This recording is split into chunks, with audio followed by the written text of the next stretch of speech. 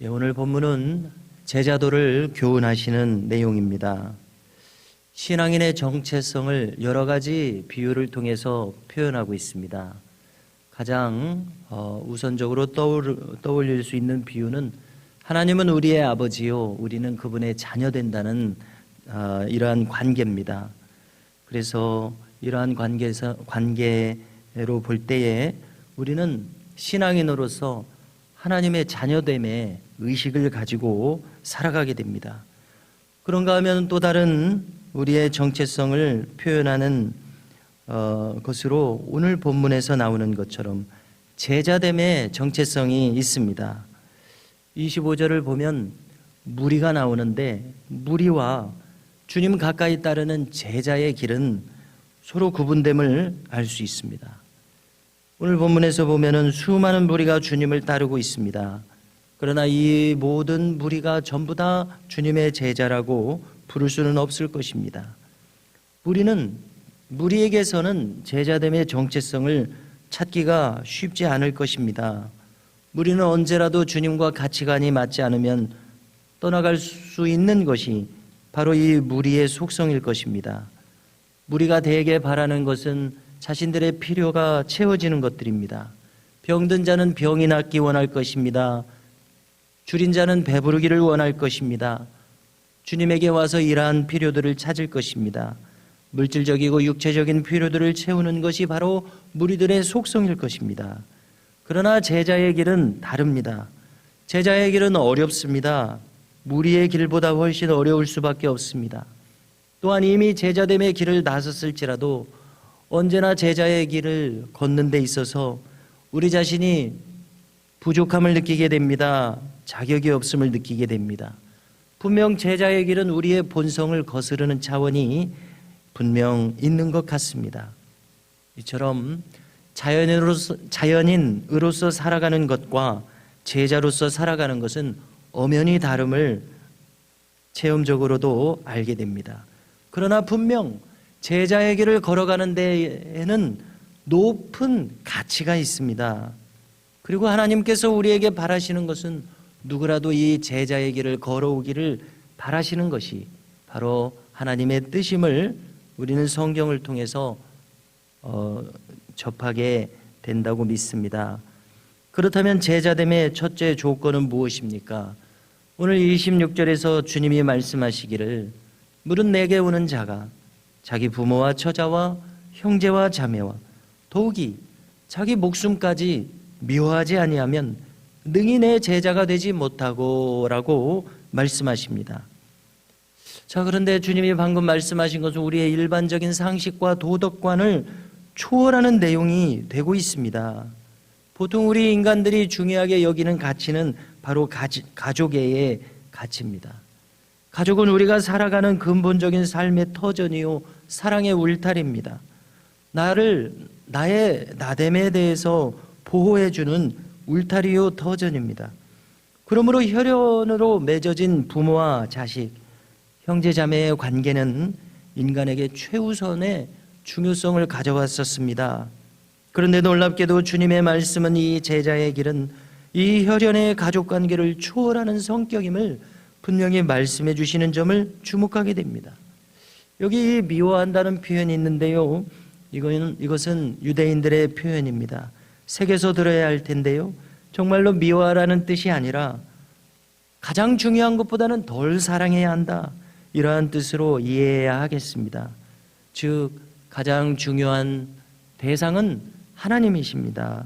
하나님을 가장 우선적으로 사랑하고 그 다음 순위에 이 가족애가 오게 됨을 말씀하고 계신다고 생각합니다. 이렇게 하나님의 뜻을 먼저 헤아리는 마음이 있는 자라야 제자의 길을 갈 수가 있습니다. 하나님을 우선 생각하지 못하고 가족을 먼저 생각할 수 있을 것입니다. 또 무엇보다도 중요한 것은 자기중심적인 생각이 앞설 수 있을 것입니다. 이것은 인간의 본성에 속하는 것입니다. 이렇게 자기중심성을 우선 내세우고서는 도무지 제자의 길이란 불가능함을 알게 됩니다. 가령 어떤 사람이 이제 목회자의 길을 걸어간다고 한번 생각해 보십시오. 우리 한국 교회의 이러한 일반적인 신앙생활에서는 이렇게 새벽 기도를 위해서 봉사하는 것이 담임 목회자이든 부목회자이든 이것을 우선시하는 교회가 대부분입니다. 그렇다면은 조금 일찍 일어나서 이 예배의 자리를 준비해야 되고 또 말씀도 준비해야 되고 뭐 이렇게 되는 것 아닙니까? 그런데 일찍 일어나는 것이 어렵고 또 이렇게 새벽마다 하는 것이 너무나 힘들게 생각된다면은 자, 이렇게 자기 중심성이 소명을 감당할 수 없는 그러한 마음이라면은 이거는 이루어지지 못하는 길 아닙니까? 이처럼 쉬운 예만 들어도 자기 중심성이 우선되어서는 제자의 길은 가기가 어려울 수밖에 없다는 것입니다. 둘째로 27절에서처럼 자기 십자가를 지고 나를 따르지 않는 자도 능히 내 제자가 되지 못하리라 말씀하십니다. 십자가의 의미가 무엇입니까? 우선 떠올릴 수 있는 것은 십자가에는 사랑이 있습니다. 책임이 있습니다. 희생이 있습니다. 그래서 주님은 주님의 십자가를 지셨습니다. 그것을 통해서 죄사함과 또 하나님의 사랑과 은혜, 공의를 나타내셨습니다. 그러나 우리가 주님과 똑같은 십자가를 지는 길은 아닐 것입니다. 그렇다면 십자가가 뜻하는 것처럼 우리에게 지워지는 십자가는 무엇입니까? 제자로서 제자의 길을 가는 데 있어서 내가 주어진 상황 속에서 보여줘야 할 사랑, 또 그때그때 요구되는 나에게서 요구되어지는 희생, 그리고 책임, 이런 것들을 능히 감당하는 것을 가리킨다고 생각합니다. 자기 십자가를 지고 나를 따르라고 하신 것처럼 바로 이러한 십자가를 능히 지고자 하는, 기꺼이 지고자 하는 이러한 마음, 바로 제자됨의 자세에서 요구되는 것입니다. 바울은 그리스도의 남은 고난을 나의 육체에 채우노라 이렇게 말한 적이 있는데요, 그에게는 바로 고난을 자신의 육체에 채우는 것이 그가 지어야 할 십자가였음을 알 수 있습니다. 제자의 길은 십자가를 지는 길입니다.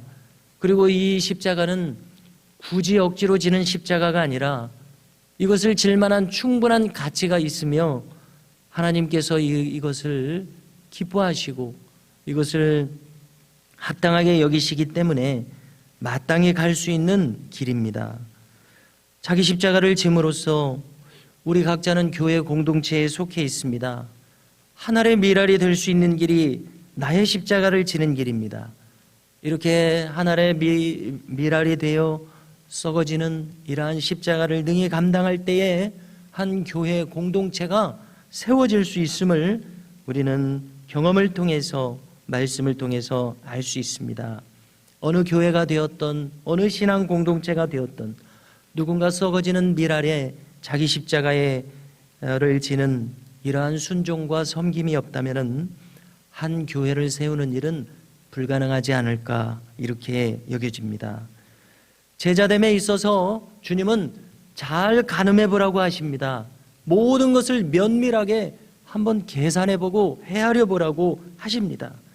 그대의 삶 전체를 두고서, 그대의 영혼의 영원한 운명을 두고서 한번 계산해 보라고 하십니다. 그래서 28절에서 망대의 건축 이야기를 하시는데요, 그 건축비를 생각해 볼 것이 아니냐는 겁니다.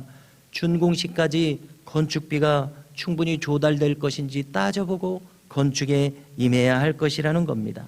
만일 기초만 쌓고 감당이 안 되어서 이 건축을 중단한다면 지나가는 사람들이 비웃게 될 것이라는 겁니다. 감당도 못할 일을 시작했구나 이렇게 말입니다. 제자됨의 길에 있어서 우리는 무엇을 고려해야 하고 무엇을 계산해야 합니까? 자, 결론적으로 그것은 저 영원한 나라에 속하는 일입니다. 주와 함께 영원히 거하는 이것보다도 더 높은 가치가 있는가 계산하는 이 과정이 꼭 있어야 할 것입니다. 그리하여 이런 생각에 이르러서 나 자신을 여기에 전폭적으로 맡기고자 한다면 비로소 그 한 사람은 능히 제자가 될 수 있을 것입니다. 31절에서 또 하나의 비유를 말씀하시기를 여기 이 전쟁이 일어나고 있습니다. 2만 명으로 적군이 오고 있습니다. 나의 1만 명으로 대적할 수 있을 것인가? 대적할 수 없다면 어서 사신을 보내어서 화친을 청해야 마땅하지 않겠느냐는 겁니다. 이렇게 제자됨의 가치가 과연 나의 전폭을 투자할 수 있는 가치가 있는지를 면밀히 따져보고 제자의 길을 나서라, 이렇게 주님은 말씀하고 계십니다. 성도 여러분, 오늘 이 함께 대하는 이 말씀을 통해서 우리가 제자됨의 길을 걸었을 때에 그 마지막 결과가 얼마나 영광스러울지를 충분히 헤아릴 수 있는 우리가 되기를 원하며 능히 자기 십자가를 기꺼이 지고 걸어갈 수 있는 제자의 길이 우리에게도 펼쳐지기를 주님의 이름으로 축복합니다.